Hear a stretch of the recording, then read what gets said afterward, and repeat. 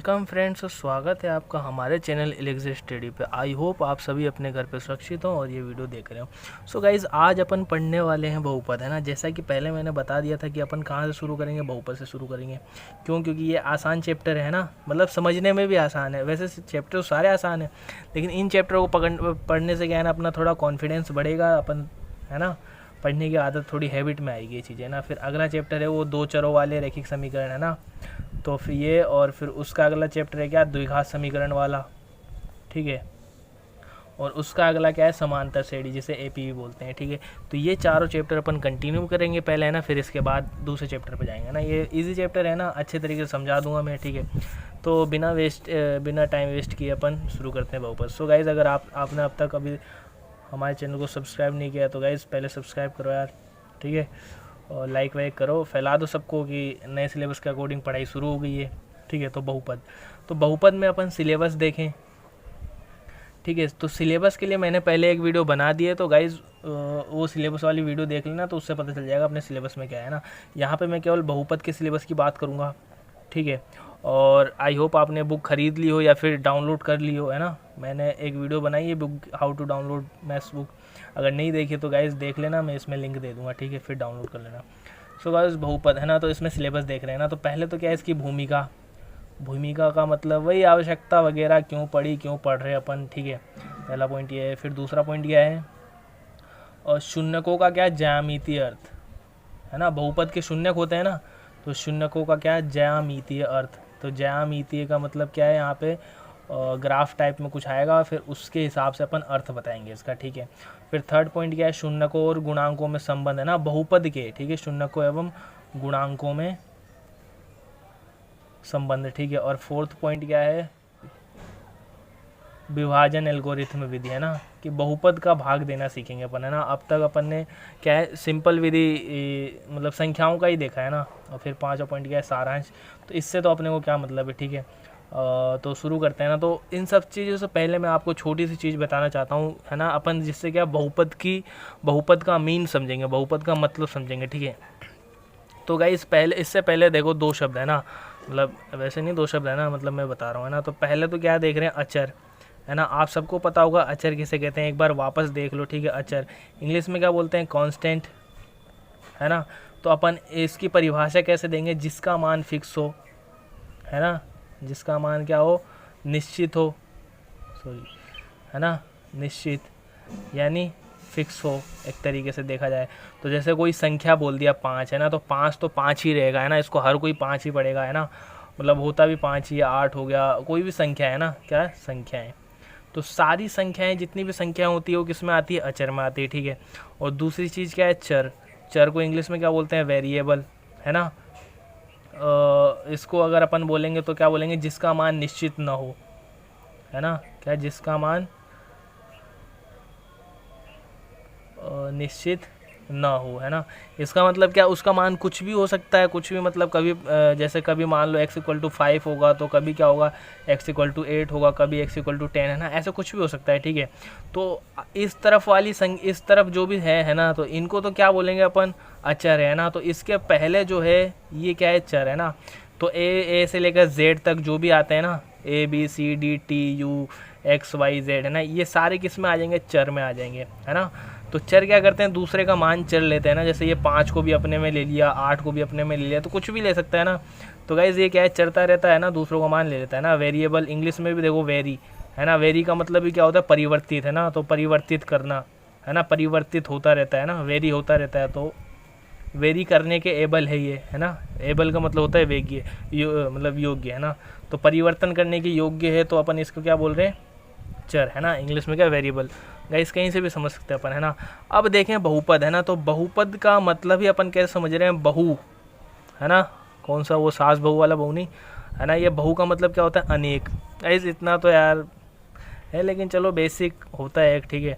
और पद का मतलब क्या होता है, टर्म, यानी टर्म या फिर संख्या है, पदों की संख्या, ये तो समझते हैं अपन, है ना। तो बहुपद बनता किससे, अचर प्लस चर मिलके क्या बनाते हैं, बहुपद बनाते हैं, ठीक है। सो गाइस, क्या, अचर प्लस चर मिलके बहुपद बनाते हैं, है ना।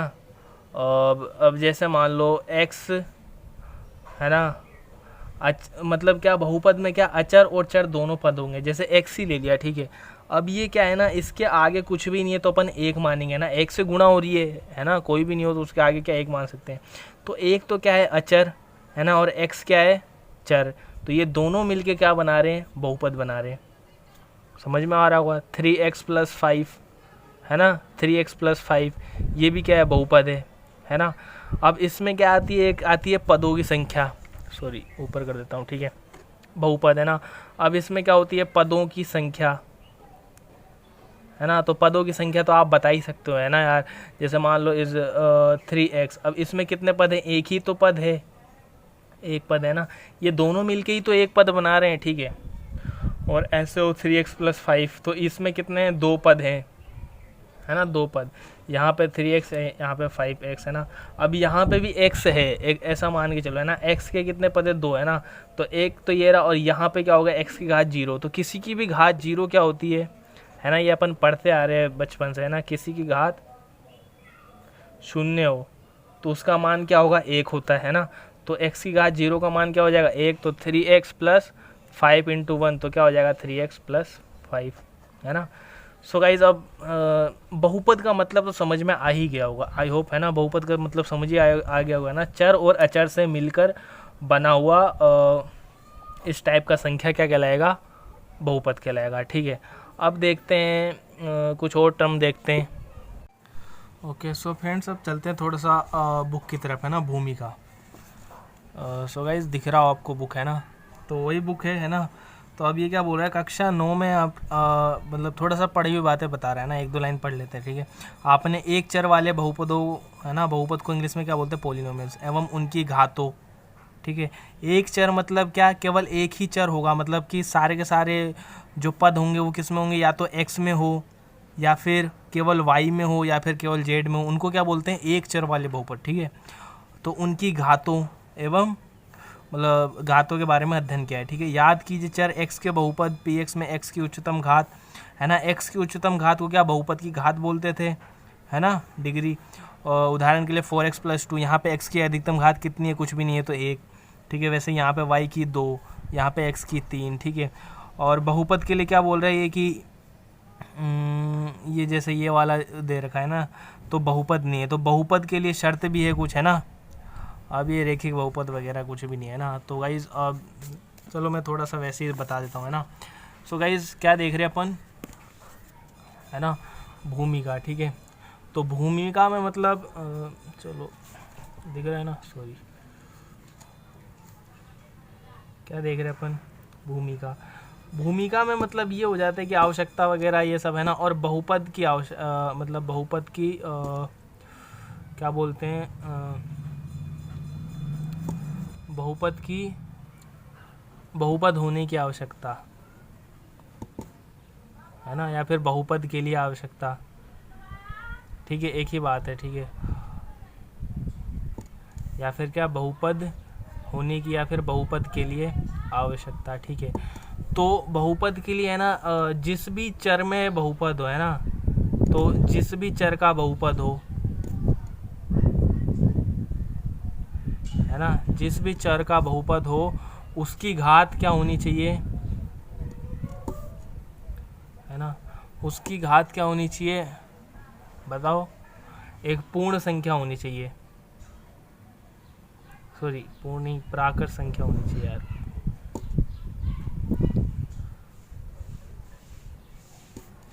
है ना, ठीक है। उसकी घात क्या होनी चाहिए, प्राकृत संख्या। प्राकृत क्या, पूर्ण भी मिला लो यार, किसी किसी में जीरो भी देखने को मिल जाता है अपने को है ना। मतलब घात में क्या नहीं होगा, घात जानते हैं ना उसके ऊपर वाली, तो घात में क्या नहीं होगा, माइनस वाली संख्याएं नहीं होगी है ना, और बटे में नहीं होगा घात। जैसे x की घात 1/5 ऐसे हो, 5x की घात 1/5 प्लस x की घात 1/2 प्लस 3 है ना। तो गाइज ये क्या है, बहुपद नहीं है, ठीक है, क्या है, बहुपद नहीं है ना। ऐसे ही 1 में x की घात 5 हो है ना, तो यहाँ पे आप बोलोगे कि x की घात तो धनात्मक है, लेकिन अब इसको ऊपर लेके जाएंगे तो क्या हो जाएगा, x की घात -5 हो जाएगा है ना। तो इसी के लिए ये बोल रहा है कि मतलब इस टाइप का होना चाहिए है ना। तो घात क्या होनी चाहिए, उसकी पूर्ण संख्या होनी चाहिए, है ना, प्राकृत मतलब जीरो भी शामिल हो, होल नंबर, है ना, जीरो और क्या सारे पॉजिटिव, है ना, ठीक है, इस साइड वाले। और क्योंकि अपन एक्स की घात जीरो भी यूज़ में लेते हैं ना, जैसे पहले बताया है ना, कहीं भी नहीं कुछ नहीं हो तो क्या एक्स की घात जीरो मान सकते हैं, ठीक है। अब देखते हैं ना बहुपदों के प्रकार, है ना, टाइप, क्या लिख देता हूँ, बहुपदों के प्रकार, है ना। तो पहला तो क्या है, रैखिक बहुपद,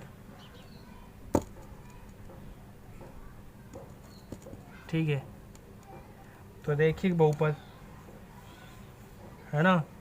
अब ये बहुपदों के प्रकार किसके आधार पे हैं, घात के आधार पर, है ना, घात ऑर्डर, ठीक है।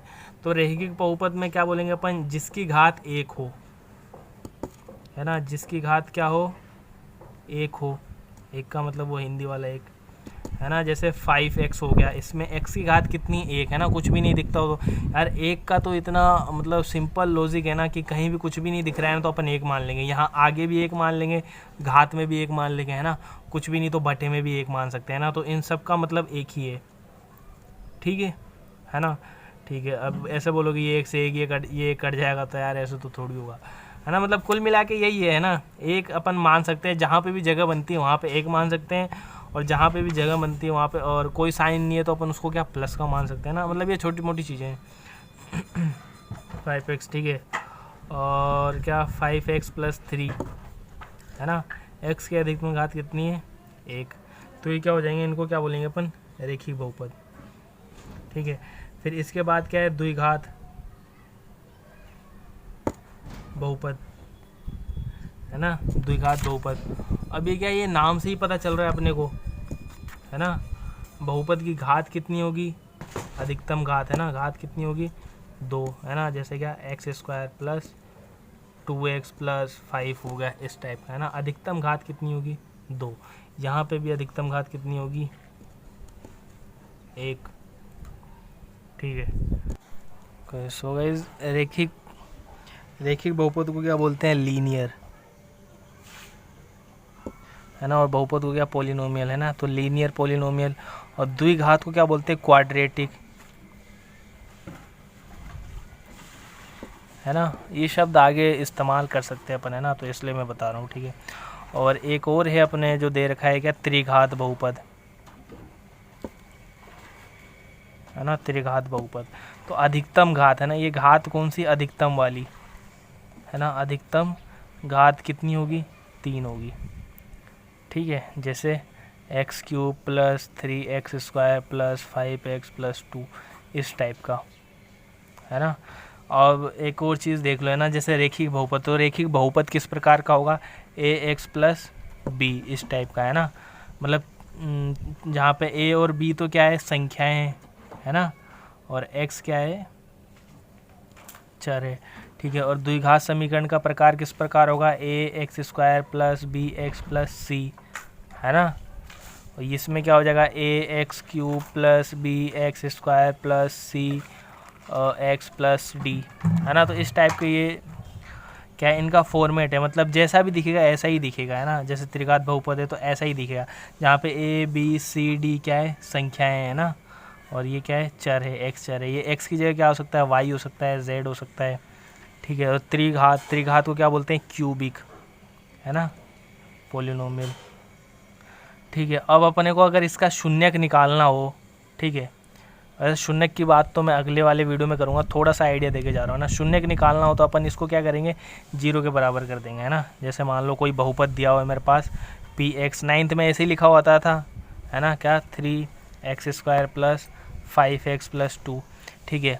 अब यहाँ पे अगर अपने को शून्यक निकालना होता तो क्या इसमें क्या x की जगह कुछ संख्या रखते थे, है ना, और फिर वही संख्या यहाँ पे रखते थे, है ना, और अपने को क्या 0 मिल जाता था उस पर, तो अपन क्या बोलते थे, ये इसका एक शून्यक है ना, मतलब उस पर अपने को 0 मिल रहा है। शून्य को इंग्लिश में क्या बोलते हैं, 0, है ना, जीरोज़, शून्य को, है ना, 0, शून्य को 0, ठीक है। अब अगर अपने को निकालना हो तो क्या इसके बराबर 0 रख देंगे, 3x² + 5x + 2 = 0। अब x का मान क्या आएगा वो देखो, तो x का मान क्या आ जाएगा, पहले तो 2 उधर जाएगा, ठीक है, इन दोनों में से क्या होगा, x कॉमन आ जाएगा, ठीक है, अब नहीं, पहले क्या और भी तरीके हैं, ठीक है। क्या कर सकते हैं अपन, इसके गुणनखंड कर सकते हैं। देखो गुणा करने पे तो क्या आना चाहिए, ये आगे है थोड़ा सा मेथड है ना, अब मैं छेड़ ही दिया हूँ तो बता देता हूँ। 6x² है ना, और बीच में क्या है 5x, तो गुणा करने पर तो क्या आना चाहिए 6x², और जोड़ने पर कितना आना चाहिए 5x। तो इसके टुकड़े करते हैं बीच वाले के, ठीक है ना, गुणनखंड विधि से।